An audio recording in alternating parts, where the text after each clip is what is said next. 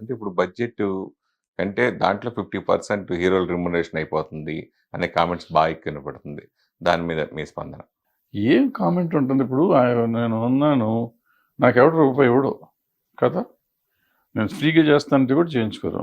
అదే వాళ్ళు త్రివిక్రమ్ గారు లేకపోతే మన రాజమౌళి గారు వాళ్ళు ఎంత అడిగితే అంత ఇస్తారు, వాళ్ళు సక్సెస్ ఇస్తారు కాబట్టి. సిమిలర్గా హీరోలు కూడా అంతే, వాళ్ళు సక్సెస్ ఇస్తున్నారు కాబట్టి వాళ్ళకి ఇస్తున్నారు. ఇవాళ పలానా ఎక్స్ హీరోకి ఒక 100 కోట్లు ఇస్తున్నారు అనుకుందాం కొంచెం. ఆ ఎక్స్ హీరో మార్కెట్ 200 కోట్లు ఉంటేనే కదా ఆయనకు 100 కోట్లు ఇస్తారు. 100 కోట్లు నాకు రికవర్ అవుతుంది. ఆ ఎక్స్ హీరోని పెట్టుకోకుండా నేను 1 కోటి రూపాయలు ఎదురిస్తాను నన్ను పెట్టి తీస్తే వాడు నాశనం అయిపోడా, సర్వనాశనం అయిపోతాడు.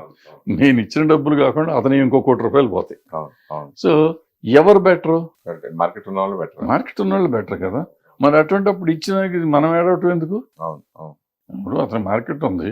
అయితే ఏంటంటే ఇండస్ట్రీని గురించి ఆలోచించుకునేటట్టయితే ఒకసారి సెట్ అయిపోయిన ఆర్టిస్టులకి నిజంగా 100 కోట్లు ఇచ్చినా తప్పులేదు. సడన్గా ఓవర్ నైట్ వచ్చేసి ఓవర్ నైట్ రేట్లు పెంచుదాం అనుకుంటారు చూడు, వాళ్ళు అట్లా చేయకూడదు. ఈవెన్ వీళ్ళు కూడా, నేను అంటాను తెలుగు సినిమా ఇండస్ట్రీ నిజంగా 100 కోట్లు మించి బడ్జెట్ చేయటమే ఆలోచించకూడదు. నేనేమంటాను, ఒక హీరో 100 కోట్లు తీసుకుంటున్న హీరో అనుకో, ఆయన పెద్ద హీరో అయినప్పుడు ఆయన 20-30 తీసుకుని ఓ 50% ఆఫ్ ది థియేట్రికల్ తీసుకోమనండి. ఎంతో 200 కోట్లు చేస్తున్నా కూడా ఇంకా 150 కోట్లు అయిపోతుంది. డిజిటల్ శాటిలైట్లు ప్రొడ్యూసర్కి వదిలేసి థియేట్రికల్లో ఉన్న దాంట్లో 50% 60% హీరోని తీసుకోమను. ఏ మినిమం రెమ్యునరేషన్ తీసుకుని, అంటే ఒక రెమ్యునరేషన్ సెట్ అయిపోతుంది. అప్పుడు ప్రొడ్యూసర్కి నష్టం ఉండదు, హీరోకి నష్టం ఉండదు. వస్తే ఎంతన్నా రావచ్చు, పోతే ఆయనకి పెద్దగా పోతుంది.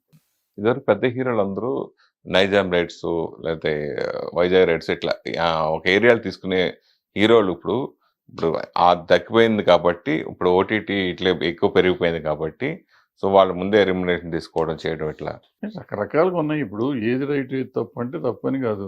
ఇండస్ట్రీ బాగోగుల గురించి ఆలోచిస్తే ఇప్పుడు ఒకటండి, ఓటీటీ ఎవరు సినిమాలు తీసుకుంటున్నారు? పెద్ద సినిమాలు తీసుకుంటారు, రీజనబుల్ సినిమాలు తీసుకుంటారు. శాటిలైట్ ఎవరు సినిమాలు తీసుకున్నారు? సినిమాలు తీసుకుంటారు. నువ్వు నేను సినిమాలు తీస్తే ఎవ్వడు చూడను కూడా చూడు, పలకరించిన కూడా పలకరించరు. పెద్దగా మనం రచ్చ చేయటం ఎందుకు? అసలు మనకు సంబంధం లేని విషయం. నిజం చెప్పాలంటే మనం 250 సినిమాలు తీస్తున్నాం. 250 సినిమాల్లో 30-40 సినిమాల గురించే మీరంతా మాట్లాడుతున్నారు. అసలు యాక్చువల్గా మనం మాట్లాడాల్సింది 210 సినిమాలు ఉన్నాయి, ఏ అయితే బయట పడతలేదో వాళ్ళని ఏ దారిలో పెట్టాలి, వాళ్ళకేంటి, వాళ్ళు ఎక్కడ దెబ్బతింటున్నారు, ఎందుకు దెబ్బతింటున్నారు, దెబ్బతిన్న వాళ్ళ గురించి మనం ఏం చేయాలి, దీని గురించి మనం మాట్లాడితే సమాజానికి పనికి వచ్చేది. వాళ్ళు మార్కెట్ ఉండి 100 కోట్లు తీసుకుంటే ఆయన మీద పడిపోయి ఏమో నువ్వు తీసుకుంటావు, నువ్వు తీసుకు, నీకెందుకురా? 100 తీసుకుంటే 200 తీసుకుంటాడు, ఇచ్చేవాడికి లేదు తీసుకునేవాడికి లేదు, మధ్యలో నీకేంటి బాధ? ఎప్పుడైనా 100 సినిమాల్లో మనకు ఉండేది 5% కదా సక్సెస్ చేద్దాం, రిలీజ్ చేసి సక్సెస్ చేద్దాం. అది మనం ఎప్పుడు పెంచే పరిస్థితి ఎప్పుడు ఉండదా? పెరిగే పరిస్థితి ఉండదు ఇండస్ట్రీకి? అసలు పెరిగే పరిస్థితి అంటే ప్రాబ్లం ఎక్కడ వస్తుందంటే, ఈ హీరోలు ఇప్పుడు ఒకటి ఏమొచ్చిందంటే అందరూ వాళ్ళ ఇన్వాల్వ్మెంట్ పెరిగిపోయింది. నాకు అర్థమైనంత వరకు, నేను తప్పు, హీరోయిన్ ఇన్వాల్వ్మెంట్ పెరిగిపోయింది. హీరోయిన్ ఇన్వాల్వ్మెంట్ పెరిగిపోయింది. వీళ్ళలో పోటీతత్వం వచ్చింది. అంటే పర్సనల్గా అంతా ఫ్రెండ్స్, క్లోజ్ ఫ్రెండ్సే, వాళ్ళు ఎవరో శత్రువులు కాదు. మనం ఫ్యాన్స్ పిచ్చోళ్ళకి తిట్టుకుంటాం కొట్టుకుంటాం, కానీ వాళ్ళు చాలా హ్యాపీగా ఉంటారు, సాయంత్రం వేసరికి కలిసిపోయి ఉంటారు.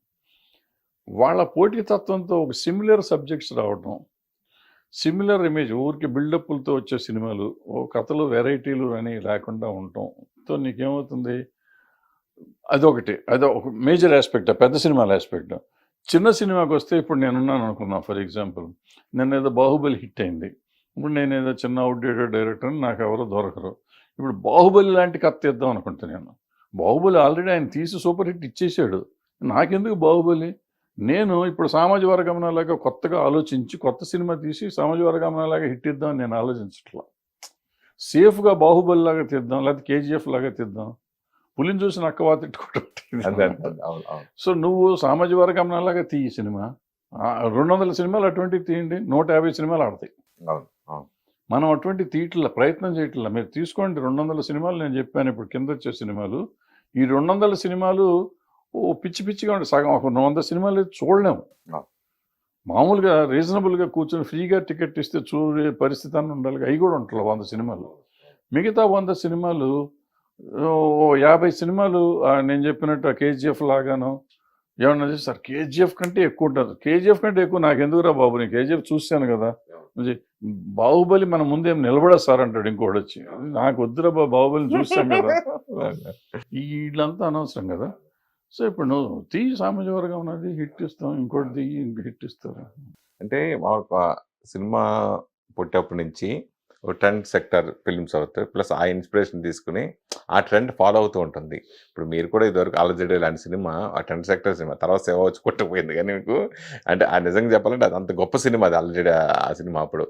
అట్లా అలా కొన్ని తర్వాత ఇప్పుడు శివ ఇన్స్పిరేషన్ తోటి ఇప్పటికీ వస్తూనే ఉన్నాయి సినిమాలు ఆ ప్యాటర్న్ అంటే ట్రెండ్ సెక్టర్ సినిమాలని. సో అది ఫాలో అవుతూ ఉంటారు కదా, దాని గురించి. అదే అనవసరం అంటున్నప్పుడు మనం స్వర్ణక్క తీసాం, అప్పుడు వశీరామలమ్మ అయిన తర్వాత స్వర్ణక్క తీసాం. వశీరామలమ్మ అడ్వాంటేజ్ వల్ల నాకు స్వర్ణక్క కూడా బాగా ఆడింది, రీజనబుల్గా డబ్బులు వచ్చినాయి నాకు. బట్ వశీరామలమ్మ ఈ రోజుగా రికార్డు, నిజం చెప్పాలంటే లెక్కలు తీస్తే ఈ రోజుకి అది రికార్డ్ అయ్యింది. ఇన్ని బాహుబలి వచ్చినా కానీ వశీరామలమ్మ ఇంకా రికార్డ్ అయ్యేది, అంతంత డబ్బు వచ్చింది దీనికి. సో ఎప్పటికప్పుడు మనం కొత్తగా వెరైటీ తీయగలిగిన రోజున ఎప్పుడు బాహుబలి లాంటి కథ రాలేదని కాదు, బాహుబలి 30 ఏళ్ల తర్వాత నీకు విఠలాచారి గారి సినిమా వచ్చింది. సో అసలు ఎవరికి అర్థం కాలేదు అసలు ఇటువంటి సినిమాలు ఉంటాయా అని, తెలుగులో తీస్తారనేది కూడా తెలియదు వాళ్ళకి వచ్చిన జనరేషన్కి. ఇరగబాదేసింది. మీ స్వర్ణక్క షూటింగ్ టైంలో నేను కూడా